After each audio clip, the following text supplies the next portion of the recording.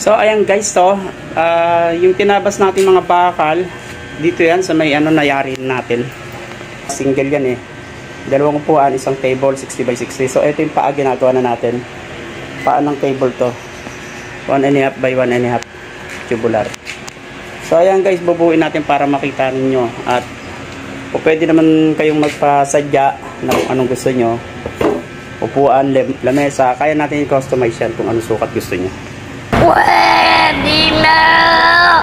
Milk tea, pwede yan kung saan, basta may dalawang upuan. Pwede may apat na upuan, apat ang upuan, tapos isang mesa medyo malaki-laki.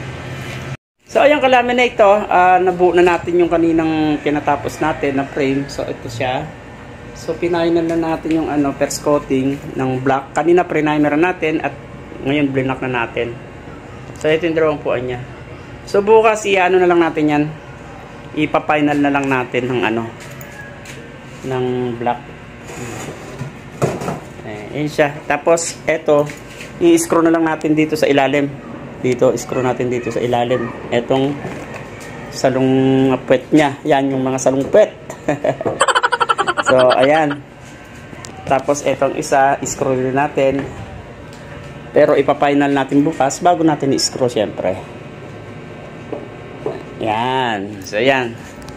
Ayan. Tapos, eto na yung eto na yung pinaka-top ng table natin. Ang ginawa natin dito, tignan nyo. Nakakalaminate. So, nakalaminate siya. Umorder tayo ng ganito na framing. Ayan. May sobra. Bago natin ilagay ito, kinabitan natin ng stick weld yung gilid para kahit papaano yung tubig dito hindi pupunta dun sa may loob. Pero ito, lalagyan pa rin natin ng stick weld yung mga gilid niyan. Ayan. Tapos upunasan natin para walang problema yung basa. At in-screw natin yan. Para na lang natin. Bukas i-ready natin to. So, paakit natin to kalaminate. Ayan, ganyan din siya. I-screw din natin yan.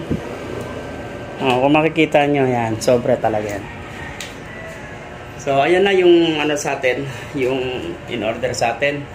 At kailangan daw natin makayari ng sample na dalawa sa coffee table.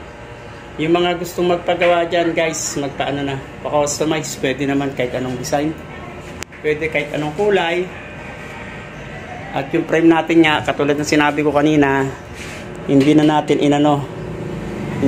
nilagyan ng frame kasi maliit lang yung table natin, tapos ang 1.5 by 1.5 natin yung poste ng mesa para makapasok yung So ayan.